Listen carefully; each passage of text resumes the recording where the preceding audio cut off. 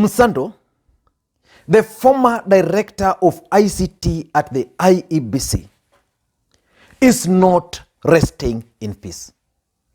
And the ghost of Chris Msando has also refused to disappear from the political scene in this country. And Chris Msando is still visiting those who tormented him. And the last person to be visited is Moses Kuria. And just like the wife predicted, Chris Msando, these people who tormented Chris Msando, will not know peace. Let justice be our shield and defender. It is wrong. It is not fair. Look at the babies. My oldest is 10. If I include Jacob, my oldest is 17. And our youngest baby with Christopher is 2 years old. Are you happy? Because I know you're watching. May you not have peace. And vengeance is of the Lord. Na Mungu atatupigania.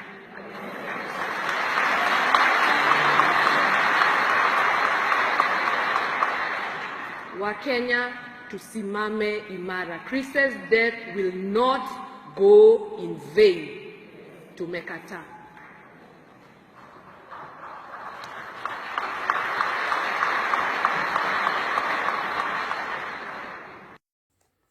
Now, those tears of Eve Msando, the tears of Chris Msando's mother, and those tears of Chris Msando's children will not go to vain in this country. And the Lord will revenge for them. And it's just a matter of time. It is a matter of time. Kenyans, it is a matter of what? Time. It is a matter of what? Time. And time will tell.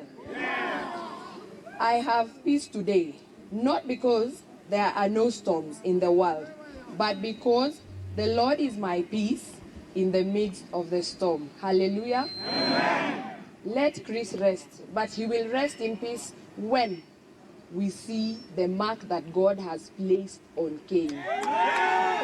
Long live Chris Msando. Viva Chris Msando. Viva Chris Msando. Viva. Viva. Viva Chris Msando. Viva. Rest in peace, my husband.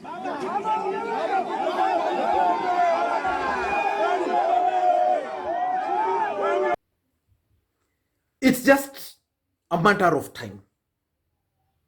And today, something very interesting also happened.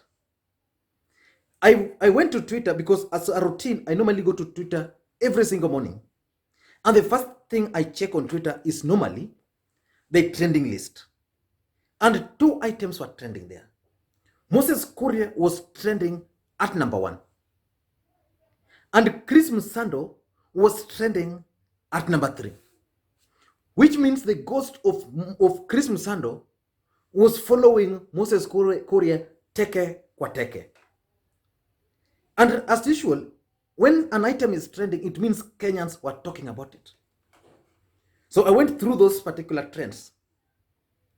And I concluded that Moses Kuria was trending because of 2 reasons. Number 1, Moses Kuria was trending because of Chris Msando. Kenyans are eagerly awaiting for his statement on Chris Msando. And number 2, Moses Kuria was trending because the government had withdrawn his security.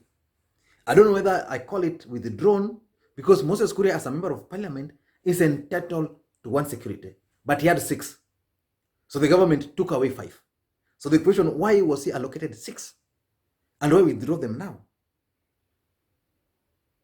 So Moses Kuria was trending. And one thing is also very clear, that as at today, nobody has ever linked Moses Kuria to the murder of Chris Msando. Moses Kuria linked himself to the murder of Chris Msando. Remember, during the last election, Moses Kuria wanted to appear as the guy who can protect the system. But nobody has linked him directly. But Kenyans were not very happy with the Facebook post Moses Kuria made when Msando died.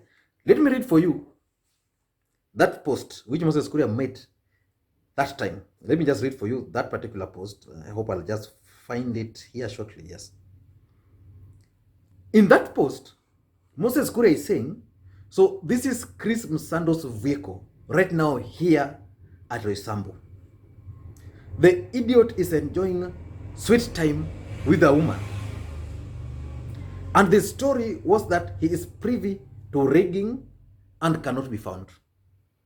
Verily, verily, I say unto you, Raila, you will not burn this country. Not when I am alive. And this is why Kenyans are linking Moses Kuria to that murder. He's actually linking himself. Because Kenyans were asking several questions. How did Moses Kuria locate that vehicle? And how come Moses Kuria located that vehicle and it didn't take long before the body of Chris Msando was also located? Is there any link? Was there any link between the recovery of Chris Msando's vehicle and the recovery of the body? Again, Moses Kuria talked of Chris Msando having sweet time with a woman. And after that, a body of a woman was also found lying next to Chris Msando. So was there any link? And the tone of that particular tweet is what pissed off Kenyans. But again, Kenyans, in their usual way, they always like analyzing things and putting coincidences. And I want to read for you a Facebook post which I found yesterday when this issue of Moses Kuria came up. I found it from someone called Maurice Nyaboro Otieno. He made a very interesting, I don't know, let me just check. He made a very interesting post here.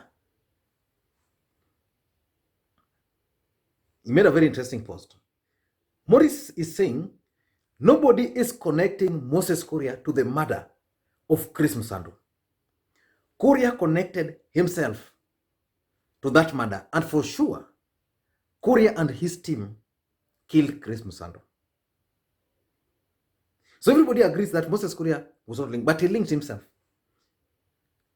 On the night he's continuing, on the night Msando was killed, there was an attack at DP's Sugoi home. And you were told that a lone man was killed in the attack. And it's continuing. To date, we have never been told anything about that lone man. No more received his body. No family ever claimed his body. No investigations about him was ever done. No statement about the occurrence was ever recorded. I am convinced beyond reasonable doubt. That's the guy concluding. I am convinced beyond reasonable doubt that the said man was Chris Msando. He was killed in Sugoi and buried dumped in Kiambu. Do you remember the Sugoi saying, and I quote, sisi ni ndege tuliona ikiingia kwa DP, lakini hatujui ilikuwa na nini. I don't want to link the murder of Chris Msando to whatever happened at that time. But Kenyans just like drawing those kinds of comparison. And the incident at DP's home attracted the attention of the country. And Boynet, the Inspector General of Police, personally was there. And he addressed the media. And the DP also talked about that particular incident and linked it to politics. We don't know who the guy was. So I cannot stand here and say, yes, he had access to military training or not. I don't know. That's something that we are investigating. And those are the things that I said we are investigating very closely to understand what really happened, because that's not expected of a trained officer. You'd have been able to deal firmly with that intruder. The matter is under active investigation with a view to establishing the identity of the intruder and his probable motive. I know many people are aware that I had visitors yesterday who were not very good people. Those who seek to frustrate our unity will not succeed.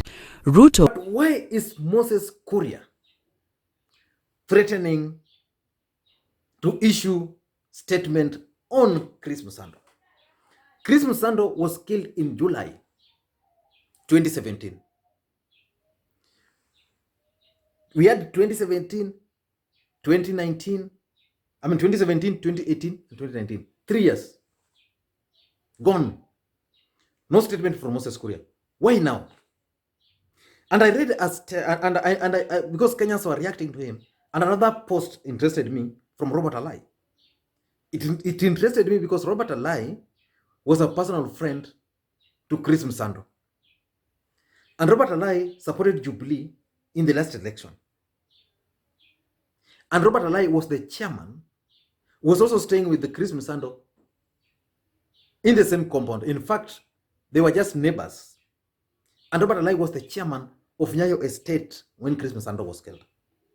And he's saying, if Moses Kuria has anything to help arrest those who killed my friend Chris Msando, he must publicly share the information or just keep quiet. And that's exactly what I think. Msando is the son, father, brother, uncle, and friend to many. They are suffering, and Kuria shouldn't play with their grief. Moses Kuria must not be allowed to play politics with the death of Chris Msando.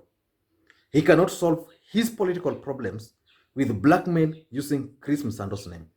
The DCI must arrest Moses Kuria and hold him to task on this. That's exactly my position. But I strongly believe that Moses Kuria is raising the issue of Chris Msando to achieve certain political objectives. And one such objective, and to achieve several political objectives. And the first objective which Moses Kuria wants to achieve is that he wants to divert the attention from the pressure he's facing in central Kenya. Remember, Moses Kuria was arrested the other day, and he linked it to politics. And President Uhuru Kenyatta has decided that he's going to go straight and directly at the people who are sabotaging him in central Kenya. And Moses Kuria is one of them. So Moses Kuria, in my view, is trying to divert attention of Kenyans from President Uhuru Kenyatta, his fight with President Uhuru Kenyatta, to now this one here. I think that's what Moses Kuria is trying to do. The second objective which Moses Kuria wants to achieve, which in my view is also very important for him, is that Moses Kuria is trying to regain moral authority. What do I mean? Moses Kuria lost all the moral authority in this country to speak on any matter. And I want to give you a typical example. When Ndindi Nyoro was arrested, Kenyans reminded him on the call he made for a benevolent dictator in this country. When Moses Kuria was arrested the other day, very few Kenyans stood with Moses Kuria. Most Kenyans just reminded Moses Kuria on so many things, so many bad things he has always supported, including this issue of Chris Msando. So Moses Kuria was isolated. He couldn't speak on any matter without Kenyans reminding him about Chris Msando. So in my view, Moses Kuria is talking about this issue of Chris Msando so that Kenyans can now start thinking, okay, kumbe Moses Kuria is a good man. Whether that is going to work for him or not, I don't know.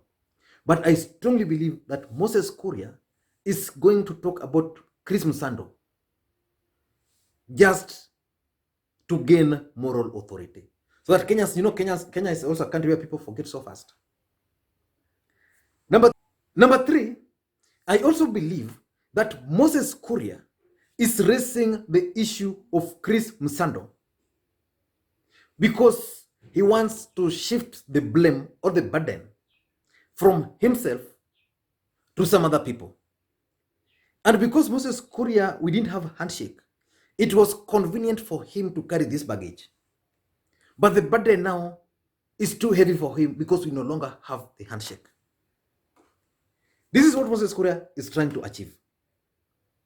We all know that Chris Msando was murdered because of 2017 elections.